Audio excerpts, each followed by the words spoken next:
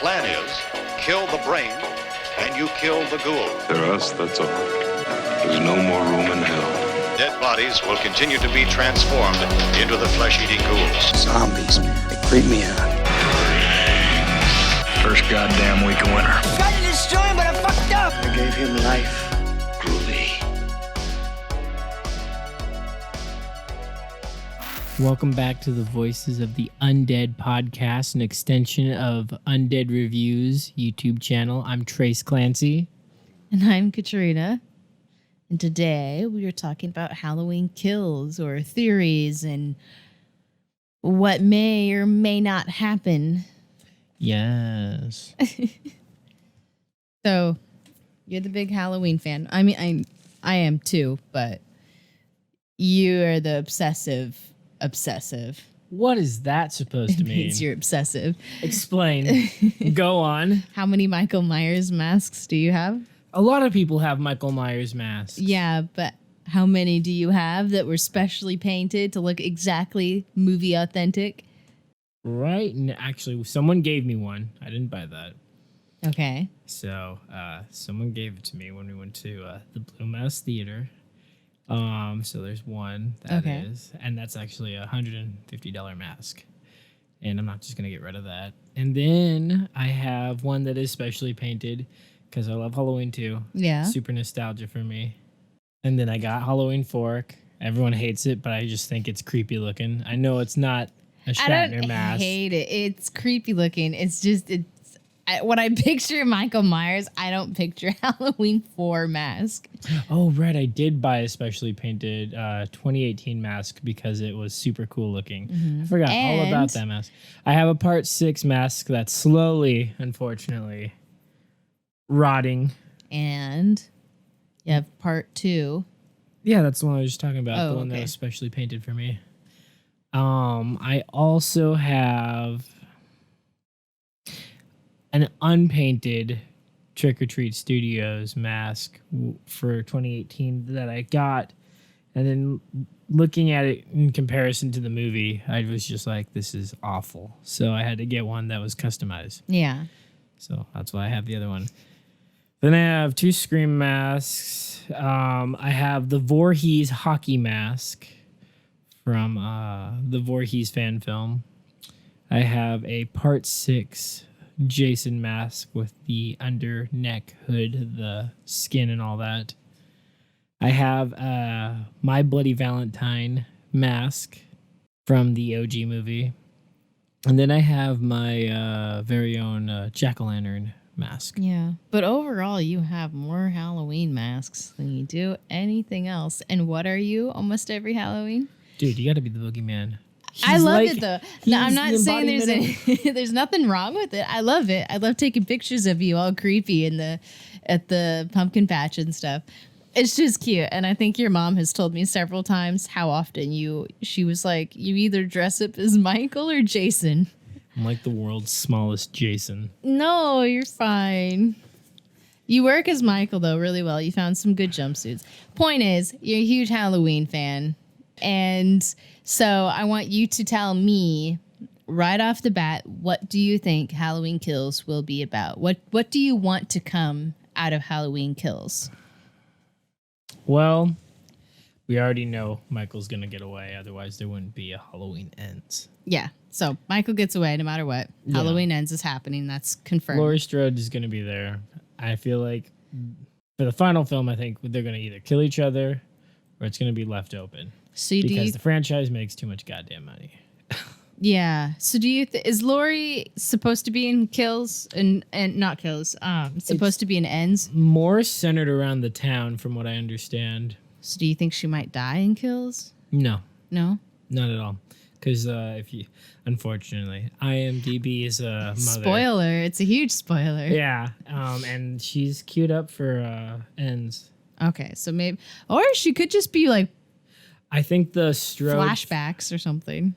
That's true. I think the Strodes, though, are going to take a back seat for this one. I think it's going to be centered around the town because you got Tommy Doyle, you got Lonnie, You got a flashback from 1978. You got Marion Chambers, the nurse. Yep. Yeah, the nurse. Yeah, it looks like they're gonna redo that entire scene where he breaks into the window. Yeah. You also have I can't remember his name to save the life of me right now. The little black boy coming back, and I hope so because he had some of the best humor in the first one. I won't be clipping my nasty ass toenails. He was the star of the show, and then when he goes running down the hallway, down the stairs, and he's like, "Nope," and he's like, "You're gonna fucking die."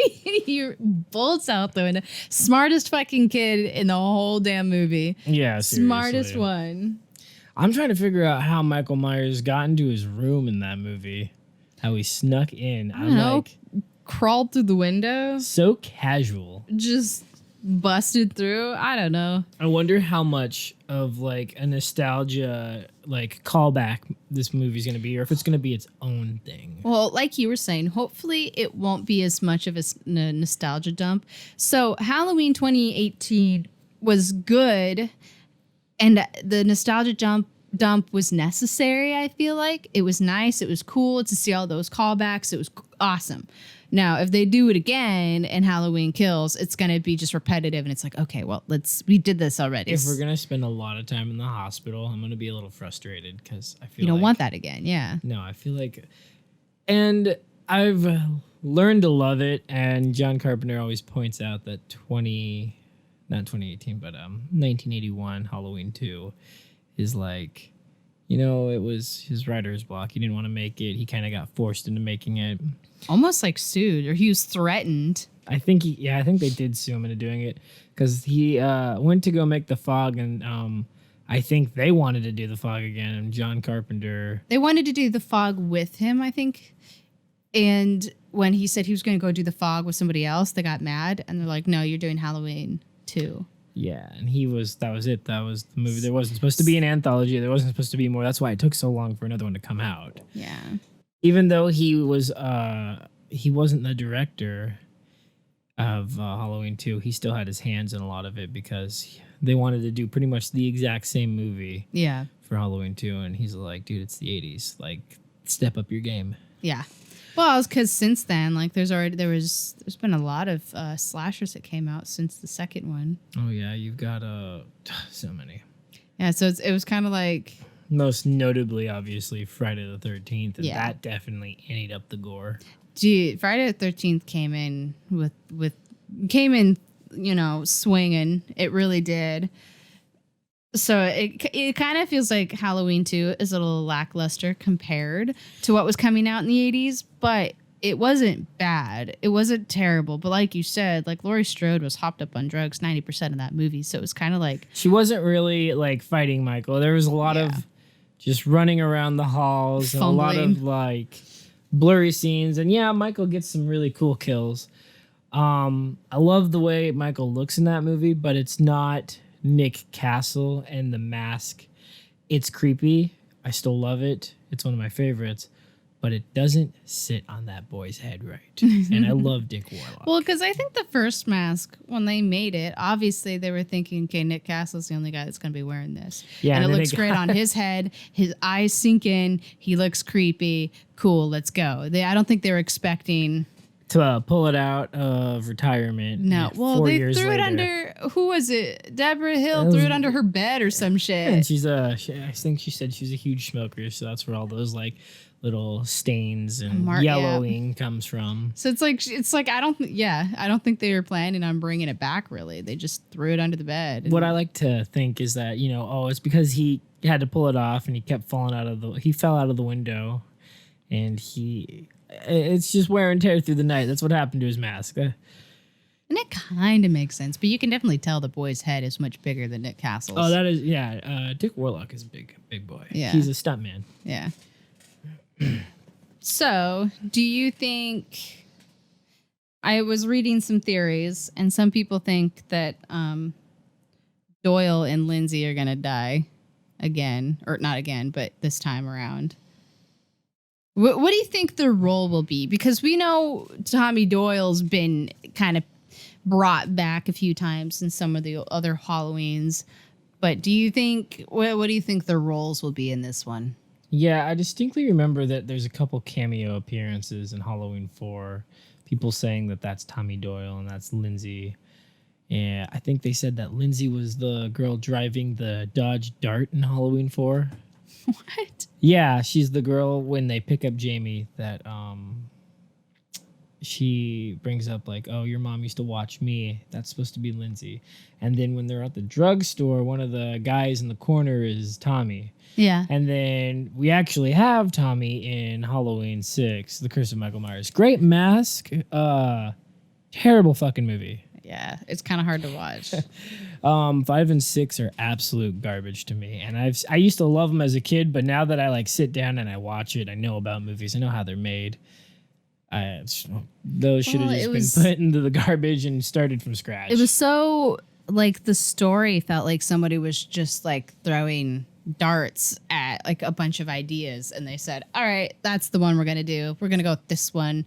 It felt very, like, thrown together. There wasn't enough, passion put behind it. It just feels like a moneymaker. That's kind of all it is. I don't remember the entire story behind 5.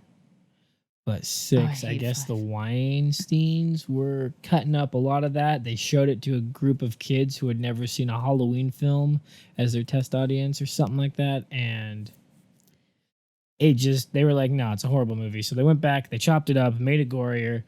And then you see that final cut, and there's a lot of cool kills in Halloween 6. I'll be the first to say it, especially in the theatrical cut where Homeboy's head pops like a gourd. Yeah. That's cool. And the strobe light murders where he kills the cult in like the hospital, that's cool. But the more coherent cut is the producer's cut, and to be honest, they're both pretty bad. Yeah, they're kind of just rough. It's a rough ride, and it's pretty obvious that everybody has strung this story along for so long that they're like running out of ideas on how to keep it going. At least with like Friday the 13th, like you can just be like, So yeah, it's just a big boy that lives in the forest and he's running from the cops since part 3. Like he's, so at least there's like some kind of, I don't know. It's easier, I feel like, to drag that one along. It got weird with this, with the I feel like when we hit New York, we are reaching. Yeah. I think every movie has a point where it's like, okay, you got to stop. I honestly didn't think it needed more than 3. A lot of them don't need more than 3, but Now, a real incoherent mess is the Texas Chainsaw Massacre series. After 2, none of them make sense. it's true. Well, they weren't supposed to. No. I think Tommy Doyle will probably, if either of them die, it'll be Tommy Doyle. And I think that's because we see a lot of him, like, very gung-ho to kill Michael. And I think that could be from childhood trauma and being bullied as a kid. And now he's this big, huge guy. And he's looking to get revenge. How traumatized do you think those poor kids are? Because I know some people would be like, wow, Laurie Strode wouldn't be like that. I'm like, I don't know. Like think about her situation. Think about everybody's situation that night. She literally walked into her room with her friends strung up like puppets. Like that would be pretty damn traumatizing to experience in a night. And then a guy in a mask running after you, like trying to kill you.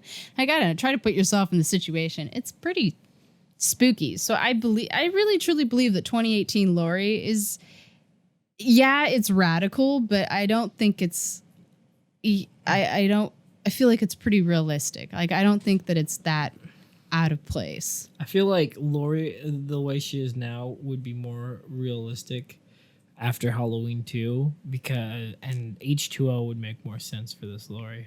And that's just me. Yeah. Because not a lot happens in the first film. Yeah. But a crap ton happens in part 2. Yeah, that's true. It's the same guy is following you. We've seen this boy drop how many times because of bullets in part 2? And he just keeps going. Yeah. Because in 2018, that one kid, I can't remember his name right now, the stoner kid, he's like, but I mean, is it really that bad? It's like kind of, though. I mean, I know she survived and he got tossed in jail, but just imagine your favorite friends, all your friends that you love dearly, strung up like fucking puppets, like some damn toys, and gutted and killed. Like, I don't know. I feel like coming home to seeing people just strapped up around your house would be kind of terrifying and very traumatizing. I feel like, yeah, it'd be bad. It'd be pretty bad. That would cause some damage for a very long time and some serious PTSD. No. I want to know if you think Michael's going to live. There's obviously a reason they made him human. He's human. And he can die, obviously. His hands got blown off and he looks damaged. And you can see the damage on the mask in the trailer. So see the damage from the previous, from 1978. His eye. Yeah. He's got the scar there. So he can get hurt. And that's important. And I do think Michael Myers dies. I think it will, because John Carpenter has always said, like, with the first one anyway, like, he's gone. Like, he's, I know he, like, ran away, but he was pretty adamant about killing him off in the second one. And he's like, he's dead. Don't bring him back. Michael's dead. He's dead. He's dead. He's dead. So I feel like with this, he's going to make sure, I know he's not really involved, but he is involved. I don't know if he's doing anything with this one besides the music. I know he produced and helped. But I mean, there are his kids, so I feel like he's still like implementing his thoughts on these characters. I'm pretty sure he probably told them what he would have wanted would be them to kill Michael. I feel like. I don't know, but it's watching the interviews and seeing how like they go, like especially with number 2, he was pretty adamant about making sure Michael dies. And then they wanted to do an anthology series. Yeah. And that would have been all right with me. Fight me. The Masks and Tom Atkins was a great plot. Halloween 3 was good. I'd honestly never watched Halloween 3 until I met you. I never knew it existed because I always thought Halloween was Michael and Michael only. Yeah, no, I had no idea. No, dude, 3... When I was a kid, I watched 3 and it threw me off. I was like, is this the wrong movie? I think it did to everybody. And I'm like, oh, well, we're getting an anthology series. And then we go back to Michael in 4. And 4 was good. 4 had a lot of promise, but 5 was a fucking shit show. Yeah. Like, the redeeming quality of the Thorn trilogy is Donald Pleasance. And I'm sorry that was his like legacy, those last 2 films. I do appreciate how they tie in his character into the new ones. It's nice to see that they're like still involving him. Yeah. I wonder, because there's a flashback, I wonder if we'll see him or somebody who's portraying the character. Yeah. Instead of just voice snippets. It'd be nice to see Loomis again because he was so important to the stories, like so immensely important to where I think it'd be nice to see a little bit more of him, or at least hear his voice again in some of the newer ones, to keep Loomis involved even though he's not here anymore. Yeah, because he loved playing that character. I mean, you even know, like, he always came back. He didn't care how terrible the story was. He's like, nope, nobody can play Loomis but me and only me. So it was kind of nice to see that. Which is why, like, the Rob Zombie ones, I'm like, like, that's not Loomis. Oh, you don't like, God, what's his name? He's a great, he's cool. He plays Alex in Clockwork Orange. Yeah, no, the character, the actor himself is great, but I don't see Loomis when I see him. I'm trying to think of his name right now. It's going to escape me. It's like Loomis when he had hair. Yeah, he's a cool actor. He's in a lot of Rob Zombie films and a lot of B movies now, actually. That would make sense. Rob Zombie has a tendency to recycle a lot of actors for his stuff. He really likes a very specific group of people. Malcolm McDowell. I liked him, though. I mean, he's a good actor. When I saw him, I was like, that's not Loomis. That's not him. Yeah, and I'm not a fan of the Rob Zombie films, and I think it's just because, like, I don't think I need to know the backstory of Michael. I like the idea that he's a force of evil. When I was younger, I liked it. But then I grew up. Kind of. butchered it for me as a kid. Well, you know when you're a kid and you think that new is better, so anytime there's like a new version of it, you want to watch the new one. You don't want to watch the old 70s and 80s. You want to watch the new one. And then now as I'm getting older, and I'm not older. Yeah, yeah. Okay. But now that I'm growing and maturing, I have so much more appreciation for films set in the 70s and 80s, especially horror films. Like there's so much more, there's more passion and people are more enthusiastic. Like just watch the first Halloween and then watch Rob Zombies. And it's just the difference in how it's set up. And I agree. I don't think there needs to be a Michael Myers backstory. I don't want to know the kid's shitty life. And to be honest, in the first movie, it doesn't look like he lived a shitty life. It looked like he lived a very modern home with an average family, with a sister that is just like any other teenage sister. You know what I mean? It didn't seem like he was living in some white trash home and getting beat by his stepdad and shit. You know what I mean? It just felt like he was just a crazy person. And I thought that was cool. That's what makes it scary. Like there's no story. Like, why is he doing it? Well, there is no reason.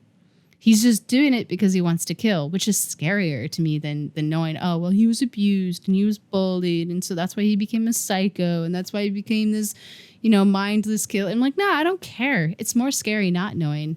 Because then you can paint this monster kind of over him and picture it a little bit better. And a little bit more intimidating, which is why I think like him being a boogeyman is more realistic to hear in terms of like the classic Michael. Yeah. But that's my thought on it. You know what my theory is? Busta Rhymes is going to come back and win. He's going to kill Michael. Oh, Busta Rhymes comes back and Halloween ends and he's the final blow to Michael. Yeah, that's the end. That would be sick. He just comes in and just chops Michael up. Karate chops. Yep. And that's it. And it makes the entire series canon. Oh, man. It'd be the perfect ending. That'd be pretty cool, though. But all jokes aside, I think that movie's crap, too. I didn't when I was a kid. I thought that was super cool. Like because I said, the technology in that movie seemed like, oh, yeah, everyone has PDAs. Yeah. And it did. My parents both had PDAs. And they were using them. And then iPhone came out. And PDAs were bullshit.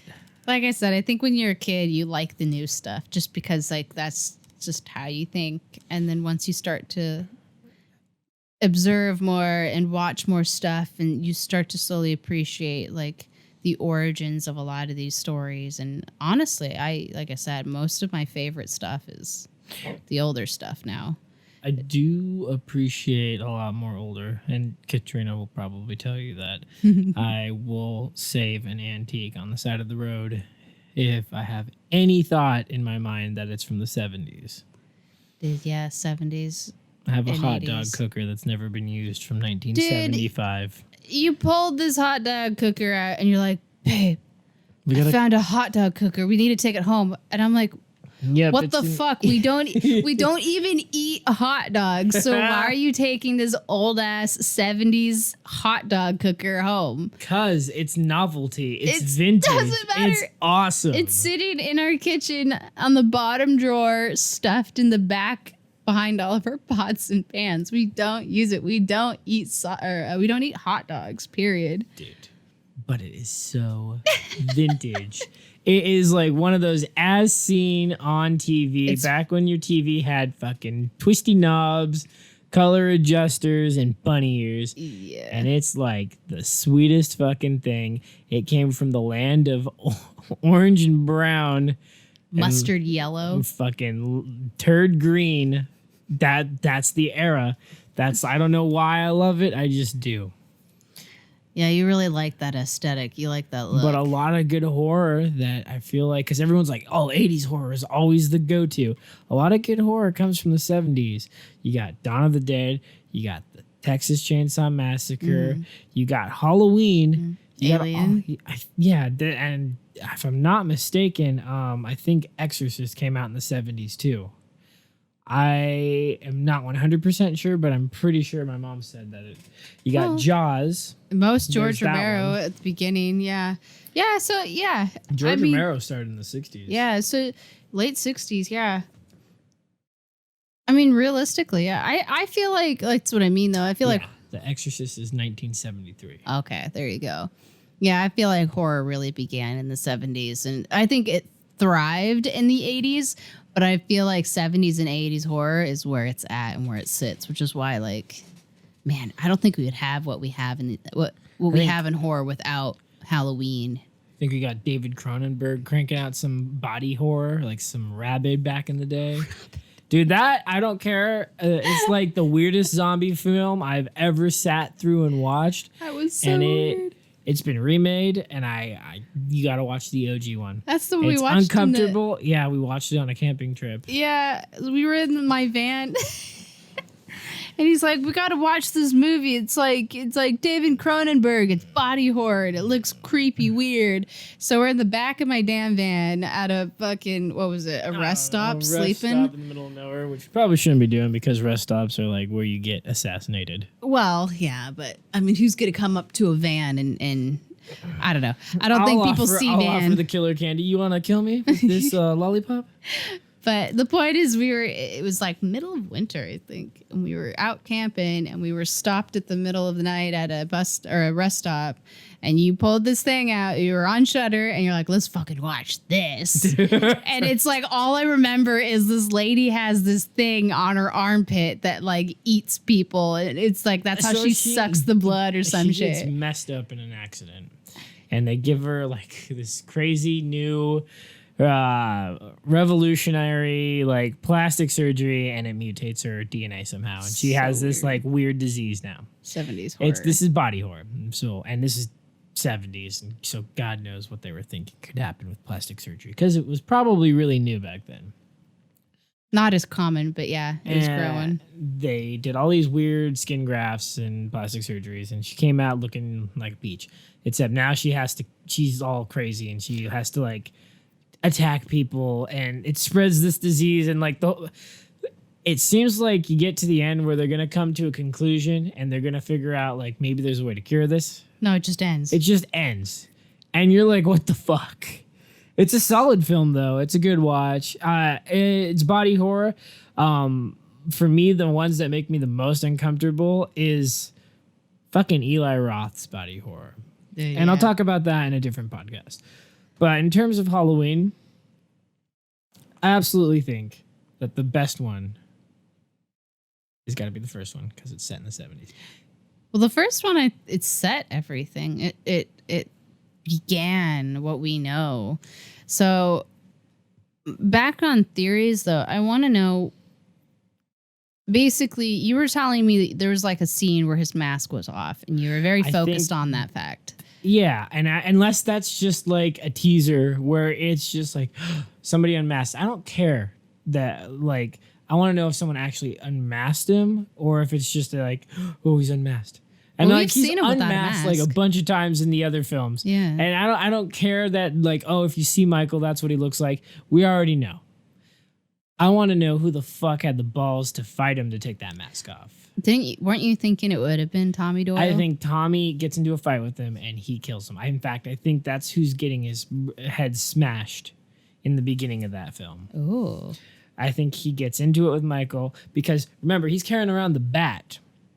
Yeah. And Michael's smashing somebody with something. Yeah. I think he took the bat and I think he killed Tommy with it. So you definitely think Tommy's dying. Yeah. What about Lindsay? Or he's getting knocked the fuck out. But You think Lindsay's just going to be a like poke in and leave kind of situation? Do you think she's going to be in it for very long, or just kind of like a traumatized grown up that's like, yeah, I've seen some shit? Maybe homegirl's married to Tommy. Maybe I have no idea. That's right. She did kind of have like a little crush on him, I think, if I remember correctly. This would be a little unrealistic, but you never know. I know, but she was like, do you want to go over and see Tommy Doyle? And she's like, yeah, yeah. definitely. it'd be very small town of them to do that, but And I mean, they're from like the 70s. Yeah. So, you know, that kind of works out. and most childhood sweethearts.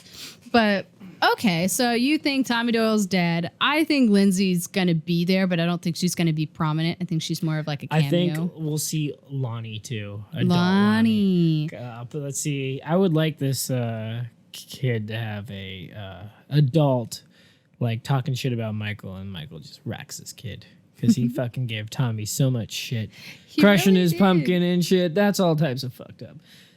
But I guess Donald Pleasance did scare the fuck out of him in the first movie. Oh yeah, and he was very pleased. Hey Lonnie, get your ass away from there. And then the smile of a proud man scaring a child. He looks so Every satisfied. every dad on Halloween. Yeah, it was a very dad smile. Like, Yeah. I did this. I remember my dad used to do shit like that. Like, I'd be like, me and my sisters would be sitting like in the living room watching TV when we had like those big ass, like those huge TVs that weighed like 500 pounds and it was sitting on the floor. Low-key, don't miss that aspect about No, I don't. technology. But we were like, I remember we'd be watching TV or like a movie or something, and the door, there's, you know, that window that's in the living room at my dad's house. Yeah. So before, there used to not be a deck there. It used to just be like you could walk up to it, like, and be right at the window. And so my dad would sneak up in the middle of the night while we're watching movies and just slap his hands against the window and scare the bejesus out of us. He would do that on all the windows. Like, I would be in my room and he would do that. He would do that in my sister's room. And it's like, no matter what, my dad got a kick out of just scaring the bejesus out of us. So that's what that reminds me of. I think I've done that a couple times to you too. You've done that, yes. I've been streaming. I was streaming and you did that shit. As a ghost face. Yeah, you That is scared awesome. the bejesus out of me. It's not like jump scares get me. Like just random like sudden noises. I'm like a fucking cat. Like scares the crap out of me because it's like, ah, shit. So cool. Okay, so what do you think is going to happen with Laurie Strode's kids then? You mean her Kid daughter, and her grandkid? granddaughter. I think they'll be in the final film. It looks like they separate after they go to the hospital. Oh, and I think her granddaughter's gonna go after her ex-boy thing. And I honestly, homeboy, I don't know. I don't really like his character. He seems like a fuckboy. I'm trying to remember his character. But I know he cheats on homegirl, and I'm like, I would not give two shits. Oh, you like threw her phone and pudding and like Was it like pudding or bitching. fondue? Or I don't It know. was just nasty It was shit. something goopy, and no matter what, you ain't getting your phone back. Not so for that. no, and I remember we watched like a bonus clip, And like he goes a to deleted jail scene. for He being goes to drunk at jail, school. yeah, because he was drunk and he was underage, and he was like bitching and shit, like while he was. So it's like he obviously was a little piece of shit, and it's like, okay, whatever, that's fine. So he was obviously a grumpy little shit. I wouldn't go back for him. I do have a theory, and I don't know why, but my thought is maybe, just maybe, the granddaughter might go like not crazy, but go like insane on Michael, because at the very end, it maybe because it was like focusing on it just because it's like, oh, it's Halloween, here's the kitchen knife, but like she was still holding on to the knife. So I'm thinking maybe she just hits like this wall and decides like she's gonna become Well, he Laurie does kill, crazy. homeboy's homegirl. I mean, his dad. I think he chokes him out with cowbells or something like that. Yeah, he like kills her dad. I would be pissed. I don't want the nurse to die because they brought her in for H2O, and I do like H2O. I think it's better written than a lot of the other Halloween sequels. But they kill Marion Chambers at the beginning of that. She's kind of just in and out. You think they're gonna use her again as like a way to spread the kid, like to I would like her use the to story. make it to Halloween ends? Halloween ends, yes. Yeah. But based off of the trailer, I think she's gonna bite it again. And that's kind of shitty. I hope not. But like, I want her in there longer. It's cool. It makes it feel more canon, there's More more connected. There's a better continuity with her in it. Yeah. More fluid, We don't have Loomis anymore, which sucks. And because of that, there's a lot of slack, and Dr. Sartain was no Loomis. Dr. Sartain was weird to me. In the deleted scenes where he's picking his nose, I can't. It's gross. I was too... I'm kind of glad he's dead. Like, he was definitely just a plot device, but I'm kind of glad he's gone now. It's one of those... I tried to put whiteout on the paper to cover up the mistake plot devices, but it's very obvious that he's a plot device. Yeah. But solely. it does set the stone for the next film. See, yeah, because you and I were saying, like, it feels like Michael wouldn't have gone after Laurie if it wasn't for Sartain bringing him to her. But now Michael knows Laurie, remembers her probably, and is dead set on her, it looks like. Like, she's created a vendetta for him. I think one of the things that we do need to talk about is the teaser, the first one. I think the cop, I can't remember his name now either, who got stabbed in the neck with that weird paper opener, that envelope opener, and got ran over by Sartain. He's obviously still going to be in the movie because we see his body lying out in the road. So I think we're going to see him at some point in the hospital. Oh, that would suck. I wanted him to live, but when he got ran over, I'm like, okay, now he's really dead now. Like, he ain't come back. He just lost his legs and a lot of blood. I hope he's okay. But if he doesn't make it, I wouldn't be surprised. You know what would be a good callback? Let's get some Ben Tramer. That poor bastard gets annihilated. Can we get some Ben Tramer? So I've always wondered in number 2, in Halloween 2, when he gets like assassinated by that fucking cop. Fucking just straight plastered against the van. Like, what was that cop thinking? What did they do? They went to Ben Tramer's parents. They're like, yeah, Michael he died. It was definitely Michael Myers. Michael wasn't lit us. him on fire. Yeah, it was not the cops. Nobody saw the cops kill Ben Tramer. It was definitely Michael Myers. An unidentified flying object plastered your son to a van. He seemed to be highly flammable. Sorry, we thought your son was the killer, so we plastered him to a van. We didn't fire a warning shot. They just, no hesitation. They just ran into him. Came out of nowhere. No, he didn't. That's what the cop says, though. I swear he says that. He's like, I couldn't stop. He came out of nowhere. I'm like, bruh.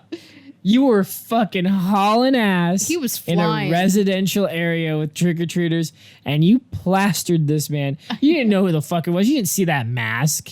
You didn't see shit. It could have been anybody. You fucking straight up were like, whoop, pow.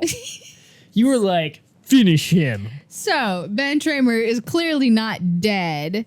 He is probably still alive. I think I saw Ben Tramer is canon because they talk about him in the first movie. They do. So he is still alive because it's not part 2. I heard some theory that Ben Tramer might be like the dad or so. I don't believe that, but I do know I saw some theories about it, which makes no sense. I know who the dad is. You do? I do know who Laurie's daughter's dad is. So who is it? Some guy that she met in a bar. It was a one night stand. Oh, it wasn't anybody That's important. what I swear. That's what Jason Blum said on his Twitter. Okay. He said it's just like, yeah, it wasn't anyone special because Laurie's all weird now. This new Laurie isn't like the H2O Laurie. The original Laurie. Yeah, she's all recluse and like loner, alcoholic. Yeah, because she used to be such a, she was a smart character. She was very intelligent. She went to school. She got straight A's kind of kid, very academically there.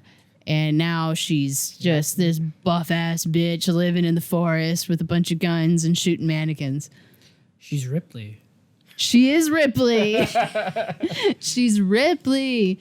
She's Sarah Connor. She's developed into this badass. Unfortunately, to be those badasses, as we know, requires a shit ton of trauma. Yeah. Something trying to kill you kind of trauma, which they all 3 of them have in common, which is unfortunate. But yeah, no, I kind of like this character of Laurie Strode, though. I don't mind it. And then I it's such a drastic change from the two of them for sure, but it makes sense. Trauma can do so much to people, and it can affect everybody so differently. Yeah, I have to agree with that. I just thought of something else. Yeah. I remember somebody saying that the podcasters did not die.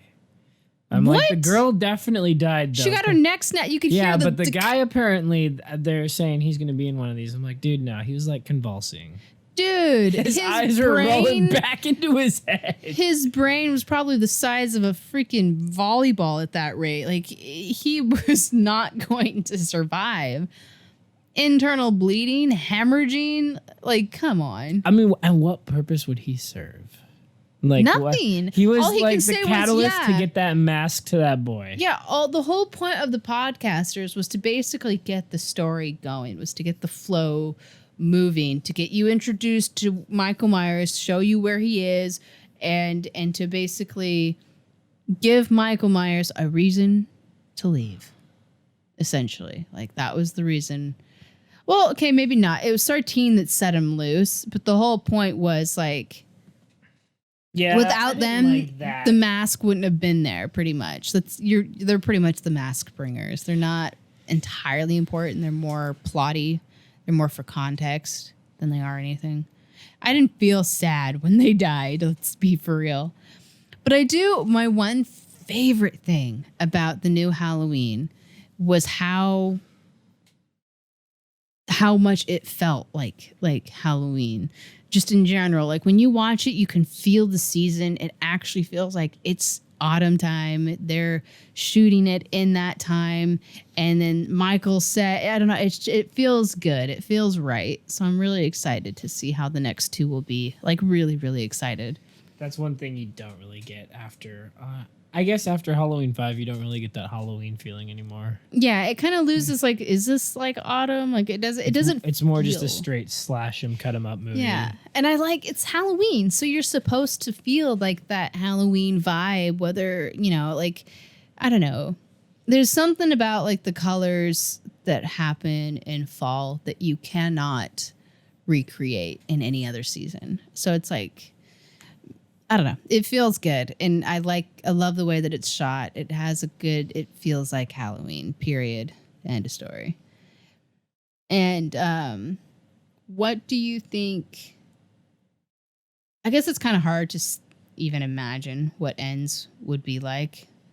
But what do I think that'll be like? What do you think? I think it's going to be centered around the Strode family again. I don't think it's going to be about the town. We might have some new characters to add into the mix, but I think a lot of people are going to die in that movie.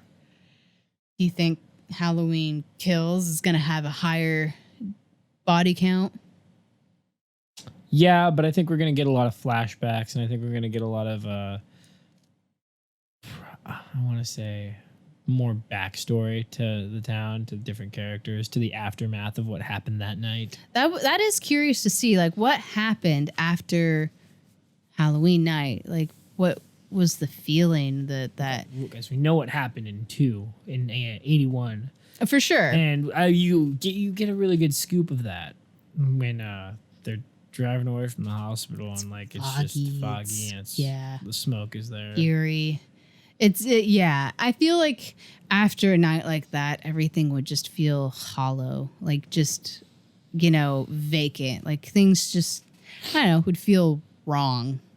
A little bit. Because like a bunch of innocent kids are killed for no reason. Some crazy maniac is killing them. He got shot 6 times and still got up and walked away. In that movie. And then it took another cop to bring him down and get him into jail.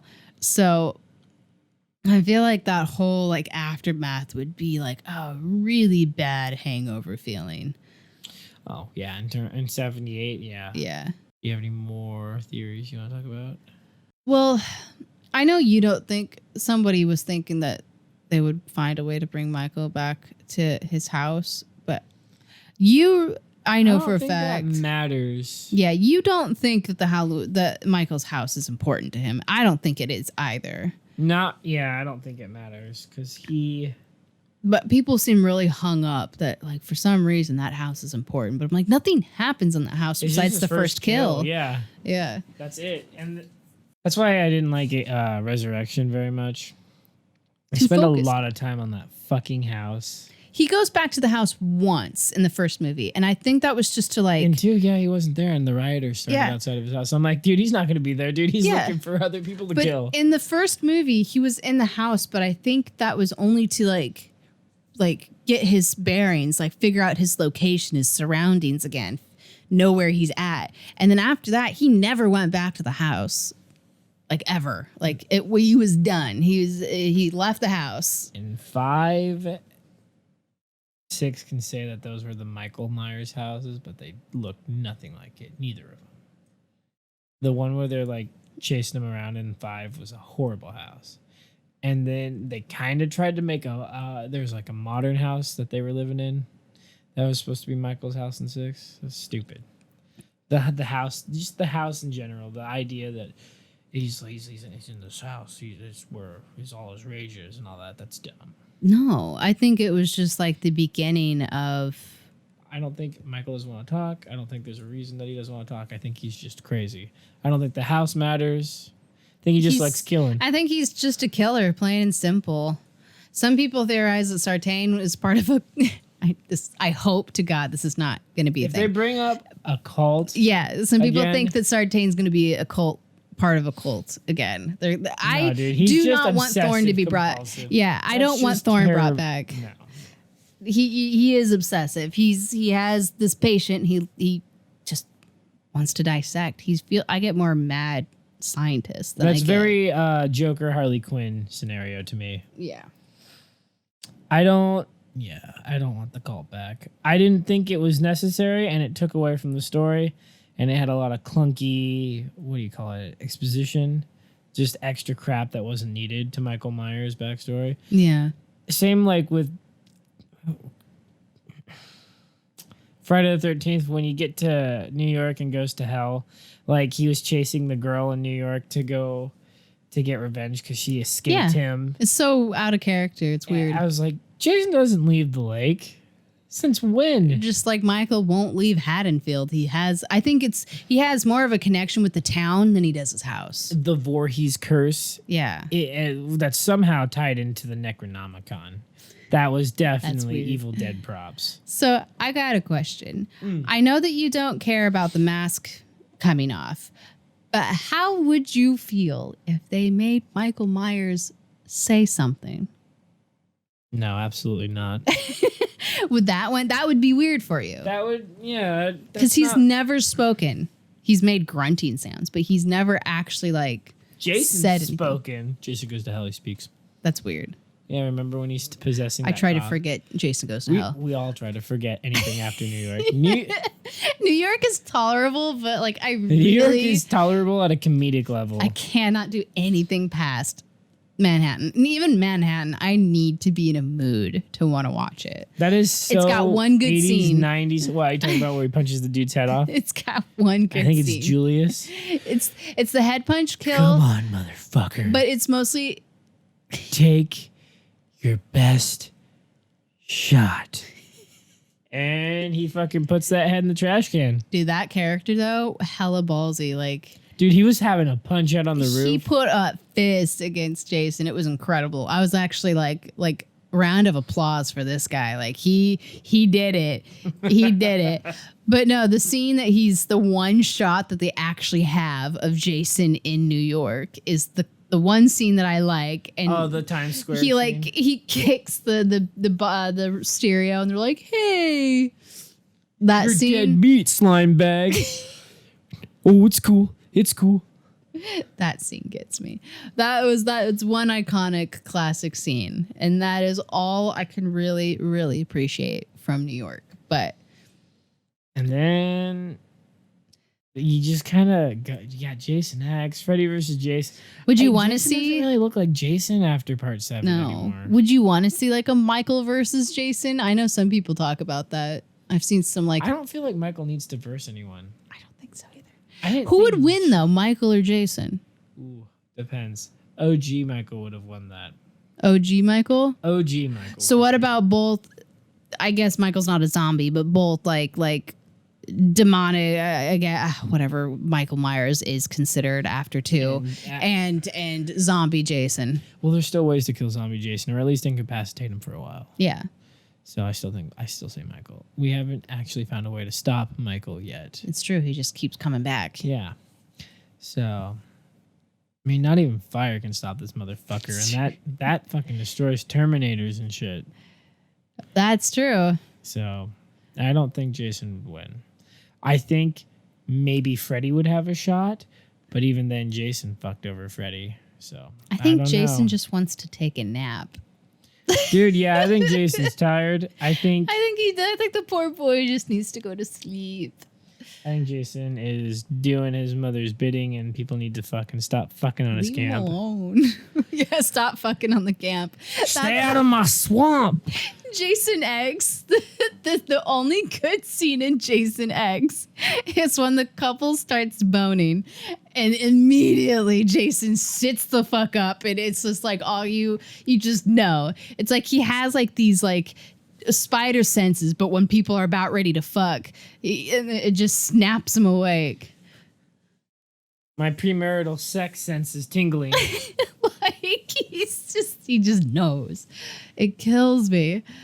So ultimately, do you have good feelings about Halloween Kills and Halloween Ends? Yeah, besides the fact that it might get VOD'd, both of them, because of COVID. I hope And not. I guess Regal Cinemas dropped like 500 this year, like permanently. I'm curious how we're gonna see things again. I'm really curious, but hopefully it's good. Hopefully when it does finally come out, even though it's been pushed another year, I hope they don't touch it. I hope that they enhance what they like. They improve what they need to improve with it with this extra time. But I hope they don't, because if you have a piece of art and if you keep fiddling with it after you finished, you're gonna ruin the core idea behind the imagery that you have for it. So hopefully they don't touch it once they finish editing it. I'm excited for the soundtrack. Speaking of things being edited. Ooh, yeah. You think it's going to be just as good? I really like the soundtrack for Halloween 2018. Yeah, me too. I think it's very nostalgic. Yeah. And obviously it's very John Carpenter. Yep. And it's rich. It sounds like this is like what a modern slasher would need. It's not so cheesy. good. There's not screamo music. I know a lot of people are going to fight me on that, but you don't need rock music in your horror movies because it's not for little bitches. I do like the orchestra sound to it, though. Yeah, I love it. And I am just hating on whatever you got going on in Freddy vs. Jason still. There's no reason for... That was just bad in general. Like, there was not enough Elm Street and there was not enough Jason music. It was just fucking weird ass fucking 2000s fucking emo fucking screamo rock. Man, I remember flipping through channels during October and that popping up. I'm like, oh. It's not... I would watch it, but I never really enjoyed it. Cheeseball, it's corny. It's pretty bad. I think the only funny scene is the corn scene, the one where they're in the cornfield. Yeah, the cornfield. Is that in? That's Jason versus Freddy, right? Yeah, they're at the rave in the cornfield. That's right. That is the only good part of that movie. I guess he fucking slaughters like half of the fucking rave. It's just so crazy. It's just the thought. Like he just blasts through this rave party. There's like a bunch of no-name characters too that are in this movie. Like no one from like that's the Friday whole point. the 13th or fucking They were all there just Elm to get Street, killed. But somehow there's like Freddy wants to kill him. I'm like, who the fuck are these characters?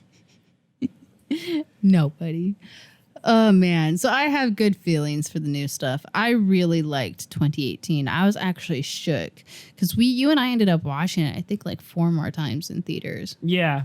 I don't know why or how we had the money at the time. No, it's back when we were working at the theater. Remember That's that? true. Okay, yeah. So we had the ability. I copped a poster. That's right. Yeah, we got free tickets for it. So we watched it like 5 times. Yeah, that movie I forgot was about worth that. it. Yeah, that was so good. Yeah, we watched that quite a few times. And I remember the second time we watched it, I started counting all the kills. And then we watched the kill count on it. So I felt pretty proud because I got it right. I got the number right. Yeah. Yeah. Watching a lot of dead meat. Yeah. Shout out to James because, you're my hero and you're part of the reason I'm doing this. Aww. Well, I'm excited to see it next year. And hopefully it doesn't get pushed again. If it gets pushed again, I'll kill myself. No. I'm kidding. It's just like this would have been the year to do it. I know. Besides COVID and everything that went bad this year, because a lot of things did go bad this year. Pretty much everything fell through. I don't think it's anybody's fault at this rate. Like, just everything fell through this year. But a full moon, Halloween, it would have been perfect. On a Saturday night, too. I know. Clock's rolling back. And Yeah, we had an extra 2 hour. Oh, man. We didn't Good take anything times. seriously, though. Nope. So. That's the true horror. It's just us goofing off. So hopefully next year we'll be able to sit down with a tub of popcorn and some sweet, sweet Twizzlers. Our Patch Kids for my girl and Dr. Pepper. And we'll be able to watch in theaters. Hopefully. I don't know. If we can't watch it in theaters, they'll definitely release it at home. We'll still watch it the day it comes out. I'll have to set up a sweet sound system. I know. It's nice and comfy. And We'll I'll have to get some sound system set up. Bomb theater style popcorn. Popcorn. We'll make it work. We'll figure it out. We'll find a way. Well, so overall, you're excited. You're ready. All things considered, all the theories, you feel like it'll be a good one. I mean, John Carpenter's still pretty involved in it still, I feel like. And, I think his kids kind of know his idea behind Michael, too. So I don't think they're going to butcher anything, really. I think his kids are just doing the music with him. Are they? Yeah, I don't think they do. I think Danny McBride is like a big producer behind this. I got to look at all the producers again. It's been a long time since I've actually looked at that. But I think it'll be good. I'm excited. I think Jason Blum has his. That boy better make it out alive. I heard he got COVID too. So I hope he's fine. as we fucking riot. Well, everybody, have a wonderful day, night, evening, whatever time it is for you. Yeah, morning, breakfast time, brunch, Coffee time. coffee time. It's always coffee time. So have a good night. I hope we get to see Halloween Kills soon. All theories aside, I hope things are good. I hope the story is good, ultimately. But have a good night. I think we are signing off. Yes, don't forget to like and subscribe and smash that bell button. And leave a comment. Let me know what you think. And tell me what your favorite Halloween... You know what? Tell me what your favorite Halloween soundtrack is. Because nobody talks about the soundtracks. And let's be honest, we all know the synthesizer in 2 was the dopest shit. Also, tell us your theories. I want to know the theories on what people think the new movies will be like. Yeah. I want to know who your favorite character is so far. I want to know if you think Tommy Doyle's going to live or die. Anyways, love you guys. Stay cool, ghouls. Stay cool.